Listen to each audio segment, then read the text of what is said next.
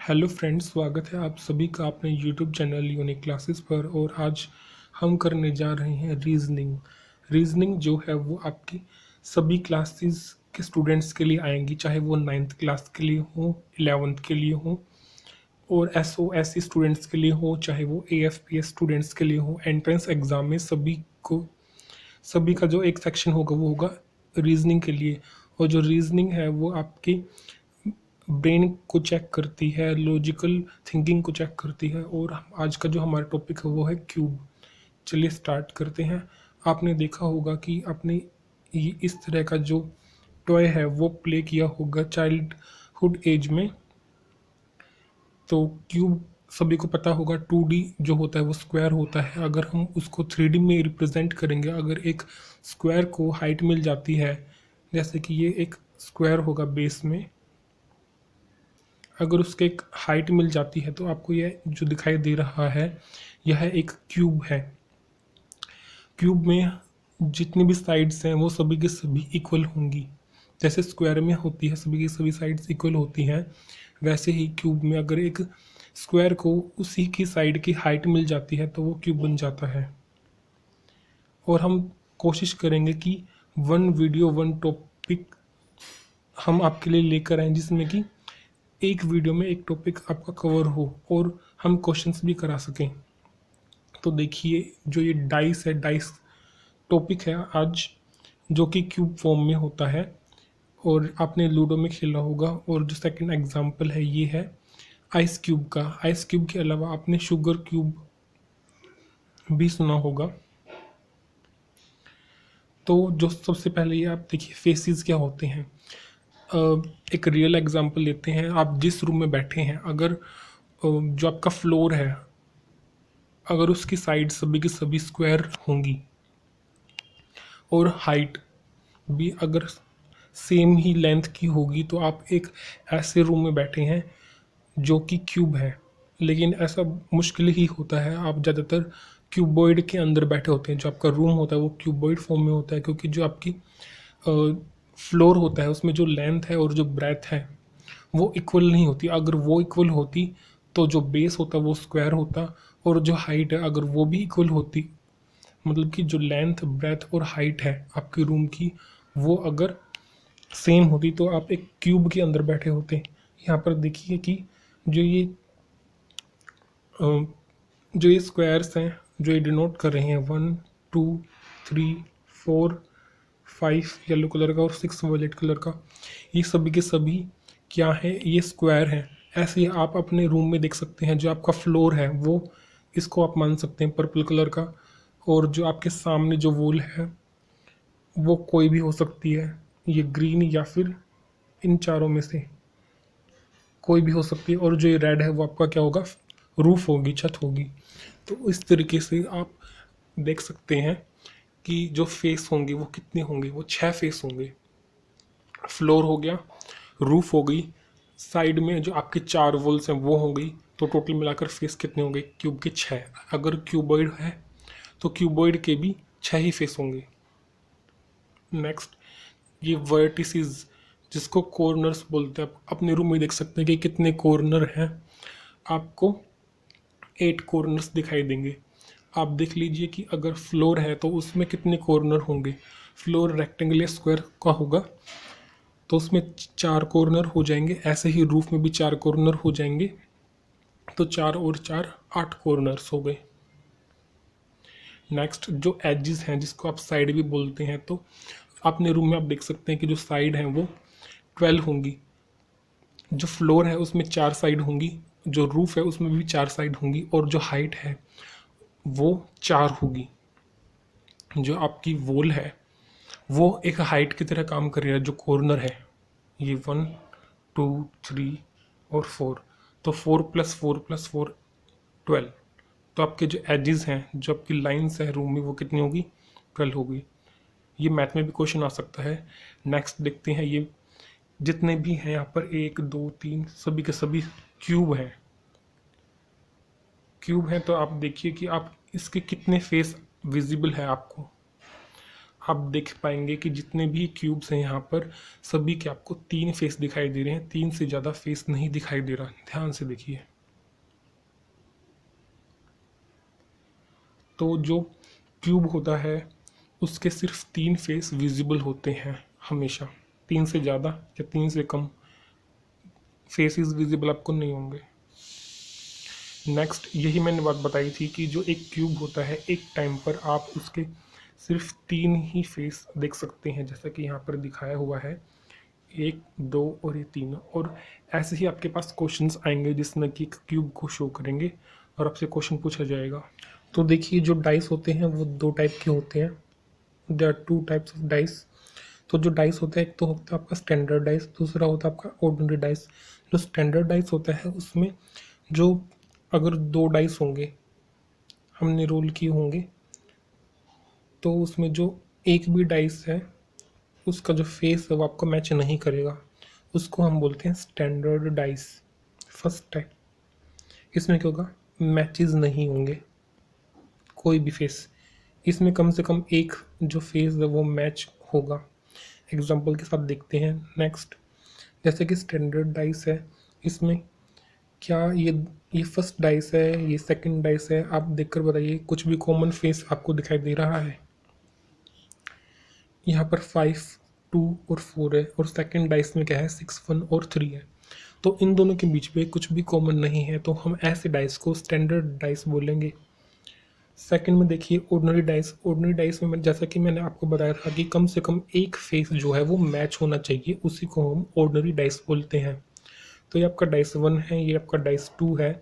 इन दोनों में आपको एक फेस जो है वो मैच हो रहा होगा, दिखाई दे जाएगा। ये है 3 और ये है 3। ये 3 मैच हो रहा है या फिर हम कहेंगे ये कॉमन है। तो हम ऐसे डाइस को क्या बोलते हैं, ऐसे डाइस को हम बोलते हैं ऑर्डिनरी डाइस। मोस्टली आपके जो क्वेश्चन है वो ऑर्डिनरी डाइस से पूछे जाते हैं। चलिए अब जो आपका रूल नंबर 1 है, पहले तो ये देखिए कि आपको किस टाइप के डाइस मिलेंगे। ऐसे ही मिल सकते हैं जिसमें आपको डॉट से रिप्रेजेंट किया होगा, इसका मतलब है यहाँ पर 3 है, यहाँ पर क्या है 3 है, ये 3 डॉट है। यहाँ पर ये 6 डॉट है तो ये 6 है। 4 डॉट है 4 है, ये तो आपको पता ही है। यहाँ पर भी यहाँ पर लिखा हुआ है, ये सेकंड टाइप है। और ये है थर्ड टाइप जिसमें कि आपको डॉट और ये जो सिंबल है उसकी जगह आपको फिगर दी हुई है, तो ये भी अलग अलग है। तो आपको इनको देखकर घबराना नहीं है, ये अलग अलग वेरिएशन है।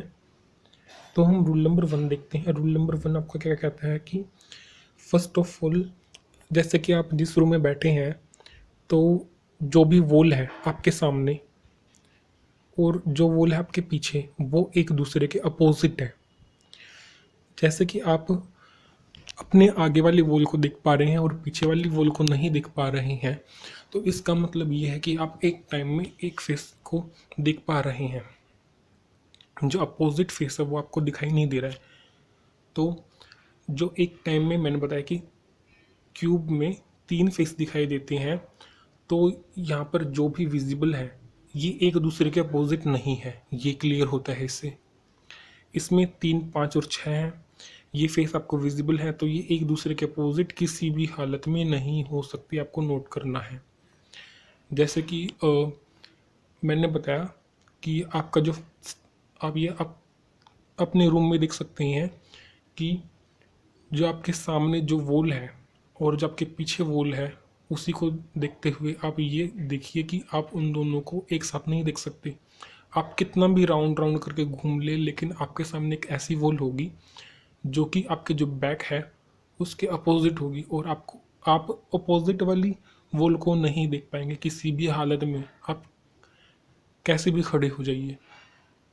ठीक है, तो रूल नंबर 1 यही कहता है।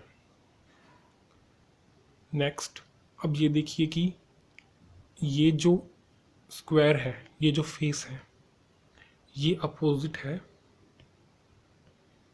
इस वाले फेस के। ऐसे मैंने आपको रूम में बताया था, ये आपकी फ्रंट वाली अगर वॉल है तो ये आपकी बैक वाली वॉल होगी। ठीक है, तो जो ये फेस है, इसका क्या नाम है, ABCD। और जो ये फेस है इसका क्या नाम है, EFGH। EFGH, ये एक दूसरे के अपोजिट है, ठीक है। नेक्स्ट, अब यहाँ पर वही बताना था मैंने आपको, रूल नंबर 1 वो हो चुका है। यहाँ पर देखिए, अब आप बताइए कि ये ऑर्डिनरी डाइस है, स्टैंडर्ड डाइस है। सबसे पहले कमेंट करके बताएं कि ऑर्डिनरी डाइस है फिर स्टैंडर्ड डाइस है। कमेंट कीजिए। मैं मानता हूँ कि आप कमेंट कर चुके होंगे। ये जो डाइस है वो क्या है, ऑर्डिनरी। क्यों है, क्योंकि जो 3 है एक फेस है उसकी वैल्यू कॉमन है, ठीक है।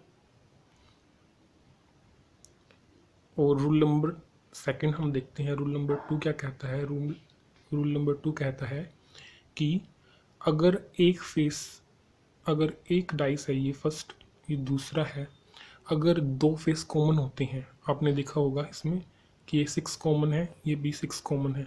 अगर 2 डाइस हैं, दोनों डाइस में 2-2 फेस कॉमन है, अगर 2-2 फेस कॉमन है तो जो थर्ड फेस है वो एक दूसरे के अपोजिट होगा।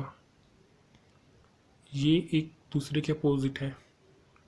ये रूल नंबर आपका 2 हो गया। अगर आपके पास 2 डाइस हैं, दोनों डाइस में 2-2 फेस कॉमन होंगे तो जो थर्ड फेस है वो एक दूसरे के अपोजिट होंगे, ठीक है। नेक्स्ट, अब जल्दी से क्वेश्चन कीजिए। You are given 3 positions of dice, then which face is opposite to the alphabet of B. B के अपोजिट क्या होगा वो आपको बताना है, तो जल्दी से कमेंट कीजिए।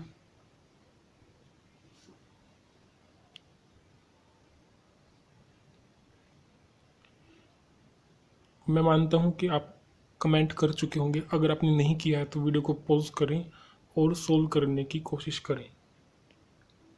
तो देखिए, जैसे मैंने आपको बताया था, रूल नंबर 2, इसमें देख रहे हैं बी पूछ रहा है, तो जहाँ पर भी बी है वो देखिए, एक तो ये यहाँ पर है बी, ठीक है।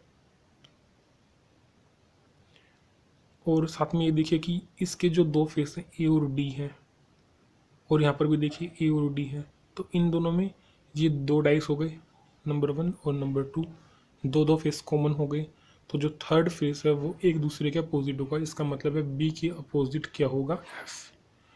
तो जिन्होंने भी एफ आंसर किया है उनका ठीक है, आंसर होगा ऑप्शन नंबर बी, ठीक है। नेक्स्ट क्वेश्चन करेंगे। यहाँ पर आपको बताना है कि नंबर जो 2 है उसका अपोजिट क्या है। जल्दी से कमेंट कीजिए, वीडियो को पॉज कीजिए, जल्दी कीजिए।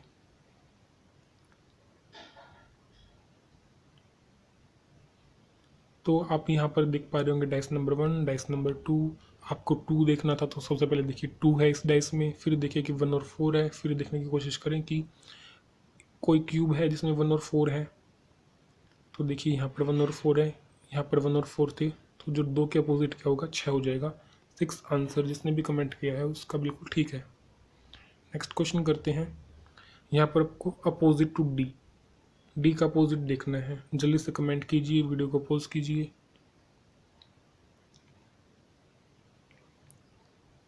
मैं मान रहा हूँ आप कर चुके होंगे। डी है, अब यहाँ पर तो आप देख सकते हैं यहाँ पर भी डी है, यहाँ पर भी डी है, इन 2 में ही है, और यहाँ पर सी है और यहाँ पर सी है। इसका मतलब जो बी और ई है वो एक दूसरे के अपोजिट है, लेकिन ये तो पूछा ही नहीं है, तो क्या करेंगे। अच्छा, यहाँ पर देखिए ये जो 2 डाइस हैं वो आपको मिल गए हैं। इसमें क्या है कि बी और सी कॉमन है, और इसमें भी बी और सी कॉमन है। इसका मतलब डी और ए एक दूसरे के अपोजिट हो गए, तो जो ए है ये ठीक आंसर है बिल्कुल, जिसने भी किया है कमेंट। नेक्स्ट क्वेश्चन, यहाँ पर देखिए कैसे क्वेश्चन पूछ रहा है। Identify the number eight the top when the number at the bottom when the top is 1। तो इसने पूछा है कि अगर टॉप 1 है तो बॉटम में क्या होगा? मैंने बताया था कि आपके सामने दीवार है और जो आपके पीछे दीवार है एक दूसरे के अपोजिट है, तो फ्रंट और बैक अपोजिट होगा तो टॉप और बॉटम भी होगा। जैसे अगर मैं कहूँ कि आपकी जो रूफ है, रूफ वाला स्क्वायर फेस और नीचे वाला जो फ्लोर है वो एक दूसरे के अपोजिट होंगे, ऐसे ही वन का अपोजिट क्या होगा?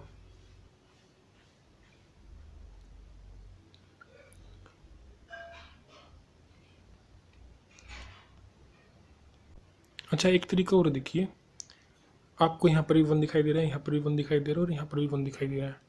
अब इसमें कुछ कॉमन तो दिखाई नहीं दे रहा। कॉमन है वन और फोर, वन और फोर, इसका मतलब है 5 और 6 एक दूसरे के अपोजिट है, लेकिन आपको ये दिखना ही नहीं है, ये पूछ नहीं रखा है, तो क्या करें? एक तरीका और है,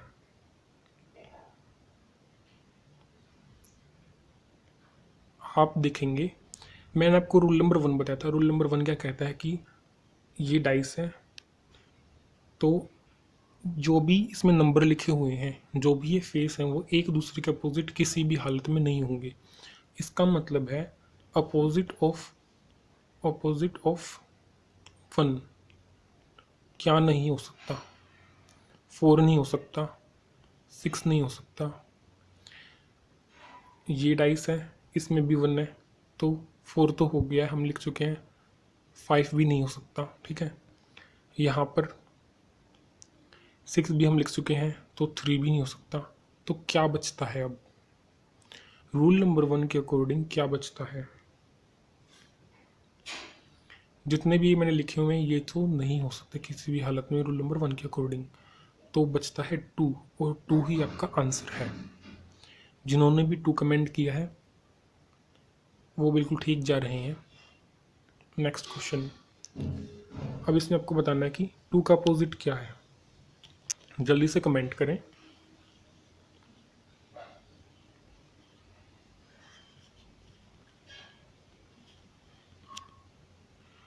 आप रूल नंबर 1 के अकॉर्डिंग देख सकते हैं कि जो 2 है इस टेस्ट में 1 और 3 होगा तो बिल्कुल नहीं, इसको कट कर दे 3 को देखते ही। यहाँ पर 6 है, 6 भी नहीं हो सकता, तो 2 ऑप्शन तो आपके चले गए, ठीक है। फिर भी 2 ऑप्शन बचते हैं। इस हालत में अब रूल नंबर 3 हम देखेंगे। देखते हैं रूल नंबर 3 क्या है। आप कोई भी 2 डाइस चूज़ कीजिए, कम से कम नहीं, सिर्फ एग्जैक्टली 1 फेस आपका कॉमन होना चाहिए, सिर्फ एक फेस कॉमन होना चाहिए, ठीक है। जैसे कि हम क्या करते हैं, हम 5 और 5 कॉमन है तो ये चूज़ करेंगे, और इसमें देखिए इसमें 2 और 3 कॉमन है, 2 और 3 कॉमन है, तो ऐसे डाइस को चूज़ नहीं करना है जिसमें एक से ज़्यादा जो फेस है वो कॉमन है, तो इसको हम चूज़ नहीं करेंगे। इनको हम चूज़ करेंगे 5 फर्स्ट डाइस का और 5, ये लिखिए। या तो क्लॉकवाइज या फिर एंटी क्लॉकवाइज जाना है आपको। हम क्लॉकवाइज जाकर देखते हैं, ऐसे होता है क्लॉकवाइज, ऐसे होता है क्लॉकवाइज। तो हम क्या करेंगे, 5 के बाद 11 है, 1 आ रहा है, तो 5 के बाद 1 और 1 के बाद 4, ठीक है। और फर्स्ट डाइस में क्या आ रहा है, 5 के बाद 5 के बाद आ रहा है 6 और 6 के बाद आ रहा है 3, ठीक है। इसका मतलब है 6 का अपोजिट 1 है और 3 का अपोजिट 4 है, तो जो बचा है वो 5 का अपोजिट हो जाएगा। क्या बचा है, 2 बचा है, तो जो 2 है वो 5 का अपोजिट हो गया। इस थर्ड वाले रूल से आप हर एक फेस का अपोजिट ढूंढ सकते हैं, ठीक है।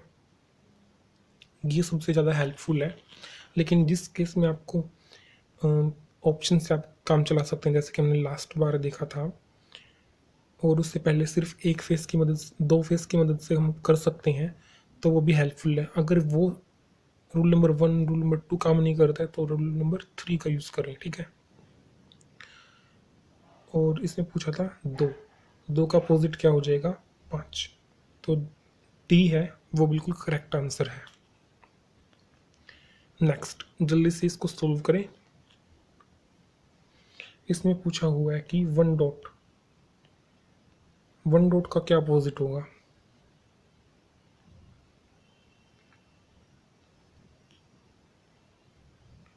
मैं मान रहा हूँ आप कमेंट कर चुके होंगे। चलिए इसका आंसर देखते हैं।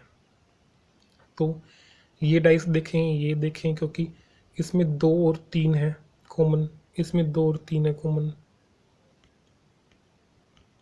देख लीजिए अब दिखाई दीजिएगा। तो 1 का अपोजिट हो गया 6, आंसर होगा option number A. Next question करेंगे, जल्दी से अपोजिट ऑफ 4 ढूंढ कर बताइए। इसमें तो साफ साफ दिखाई दे रहा है, सभी कमेंट कर चुके होंगे।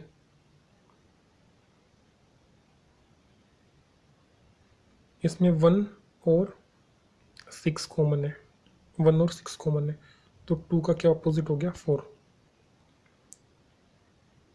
4 का अपोजिट 2, तो ऑप्शन नंबर ए बिल्कुल ठीक है।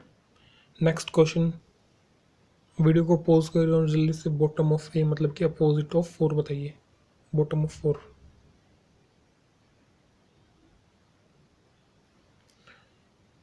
तो यहाँ पर आप देख रहे हैं कि यहाँ पर कौन सा रूल लगेगा, रूल नंबर लगेगा 3, 3 फेस कॉमन है। इस बार हम क्या करेंगे, एंटी क्लॉकवाइज से करते हैं ये सोल्व, ठीक है। एंटी क्लॉकवाइज में हम पीछे की तरफ जाएंगे, तो 3 के बाद 6 और 1, ऐसे एंटी क्लॉकवाइज, ऐसे ही हम इसमें जाएंगे एंटी क्लॉकवाइज, तो क्या आएगा 5 और 4। क्या पूछा है, 4 का अपोजिट 1, जिसने भी ऑप्शन नंबर डी कमेंट किया है उसका आंसर ठीक है। नेक्स्ट क्वेश्चन जल्दी से सोल्व करेंगे। यहाँ पर बताना है there are 5 dots at the top, तो जो 5 है 5 का अपोजिट आपको बताना है। जल्दी से 5 का अपोजिट बताएं, इसमें कौन सा रूल लगेगा, रूल नंबर 3 लगेगा, क्योंकि कुछ भी कॉमन नहीं है इसमें, सिर्फ एक फेस कॉमन है, तो 2 और 2। क्लॉकवाइज से कर लीजिए, एंटी क्लॉकवाइज से जो आंसर है वो बिल्कुल सेम ही आने वाला है। यहाँ पर दिख जाएंगे क्लॉकवाइज, 2 के बाद 4 और 1, और यहाँ पर भी क्लॉकवाइज 6 और 3, तो क्या पूछा था 5। अब इसमें आपको कहीं पर 5 नहीं दिखाई दे रहा है, इसका मतलब 5 जो है वो 2 का अपोजिट है, ऑप्शन नंबर ए बिल्कुल ठीक होगा। नेक्स्ट क्वेश्चन, मैंने बताया था कि कैसे भी आ सकता है, अब यहाँ पर सीधा सीधा लिखा हुआ आ गया है, ठीक है। तो इसमें पूछा है कि opposite face of grey, grey का अपोजिट क्या फेस होगा, आंसर दीजिए।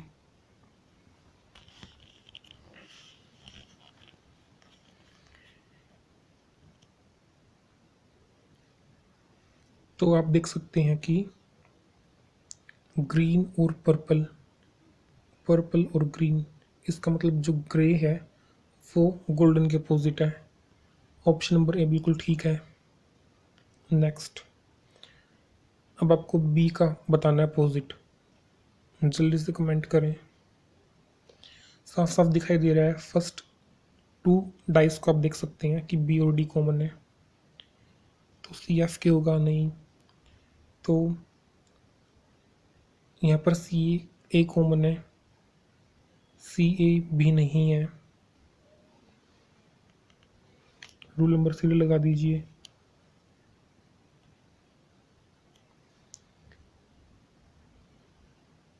रूल नंबर अगर 3 लगाएंगे तो यहाँ पर 2 फेस हैं, बी और डी इसमें नहीं लगेगा, इसमें लग जाएगा सी, सी कॉमन है और कुछ भी कॉमन नहीं है, तो यहाँ पर लगाइए, तो आपको लगेगा सी और सी।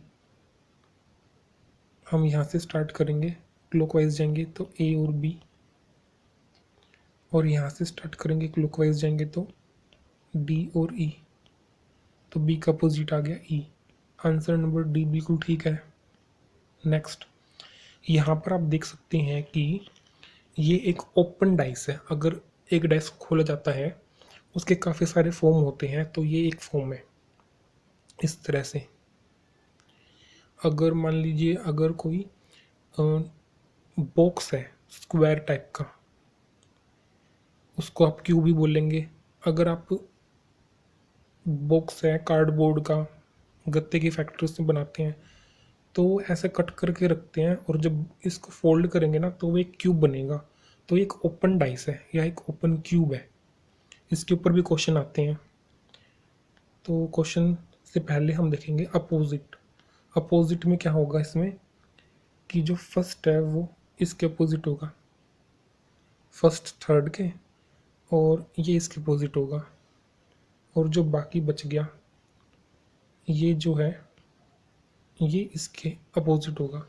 इसका मतलब है कि 2 के अपोजिट 5 है, 3 के अपोजिट 4 है, और 6 के अपोजिट 1 है। क्वेश्चन किस फॉर्म में आएगा, या तो ये पूछ लेगा कि कोई भी नंबर दे देगा कि 3 के अपोजिट क्या है ये बताओ, या फिर आएगा कि आपको 3 या 4 डाइस दे देंगे ऑप्शन में और पूछेंगे कि कौन सा डाइस बनेगा, कौन सा डाइस फॉर्म होगा, कौन सा डाइस ठीक है वो। तो आपको अपोजिट अब जल्दी से देख लेंगे, और इसमें रूल नंबर 1 लगेगा फिर बाद में, क्योंकि एक डाइस में 3 फेस होंगे, 3 फेस विजिबल होते हैं, और जो 3 फेस होते हैं वो एक दूसरे के अपोजिट नहीं होते हैं कभी भी। तो आसान क्वेश्चन है। देखिए अब इसमें देखिए यहाँ पर क्या है कि 1 और 5 है वो अपोजिट है, 3 और 6 अपोजिट है, और जो बाकी बच गया क्या बच गया, 2 और 4 ये एक दूसरे के अपोजिट है। यही इसमें एक्सप्लेन किया गया है। 1 के अपोजिट 3, 1 के अपोजिट 5, 3 के अपोजिट 6, और 2 के अपोजिट 4। ऐसे ही इसमें है 2 के अपोजिट 4, 3 के अपोजिट 5, और 1 के अपोजिट 6।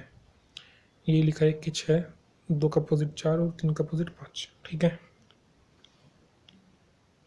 अब नेक्स्ट में देखिए इसमें क्या है, 1 के अपोजिट 3 है और 4 के अपोजिट 6 है, और जो बाकी बच गया वो एक दूसरे के अपोजिट है, 2 के अपोजिट 5, 2 के अपोजिट 5, 1 के अपोजिट 3 और 4 के अपोजिट 6। मैं इसको क्लियर कर देता हूँ, ध्यान से स्क्रीनशॉट ले लें और देख लें। जैसे कि इसमें बच रहा है ये एक दूसरे के अपोजिट है, ये एक दूसरे के अपोजिट है, और एक को छोड़ के एक अपोजिट होता है, मतलब कि बीच में आपको ना एक छोड़ना पड़ेगा। अगर ये ऐसा है तो 1 और 5 अपोजिट है, 2 और 4 अपोजिट है, एक छोड़ रहे हैं आप बीच में, 1 और 3 अपोजिट है, 4 और 6 अपोजिट है। ठीक है। नेक्स्ट, अब जल्दी से इसका आंसर दें। ये एक ओपन डाइस है, और जैसे मैंने आपको बताया था कि इस फॉर्म में क्वेश्चन आएंगे।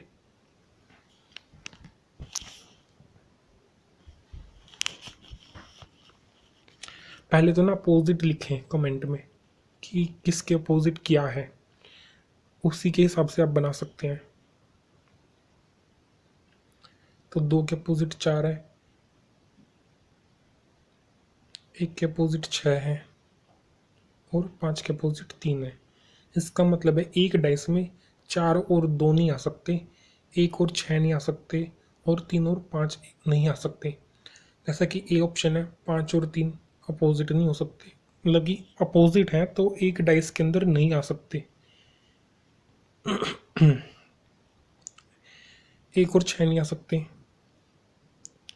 और 2 और 4 नहीं आ सकते। यहाँ पर 2 और 4 आ रहे हैं तो ये भी गलत, ये भी गलत, और यहाँ पर देखें इसमें 1 और 6 आ रहे हैं तो ये भी गलत।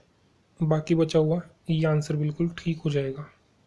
जिसने भी ऑप्शन ठीक सी किया है उसका आंसर ठीक है। नेक्स्ट क्वेश्चन करें जल्दी से।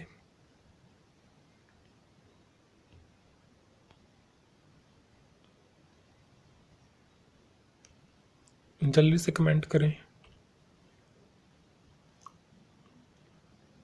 सबसे पहले अपोजिट देखेंगे कि स्टार और हैश एक साथ नहीं आ सकते। स्टार और हैश आ रहे हैं, ऑप्शन नंबर बी गलत हो गया। अब ये डॉलर और ये 1 ये आ रहे हैं एक साथ, ये गलत हो गया। परसेंट और ये ग्रेटर देन, परसेंट और ये भी गलत हो गया। तो जो ए ऑप्शन है वो बिल्कुल ठीक है।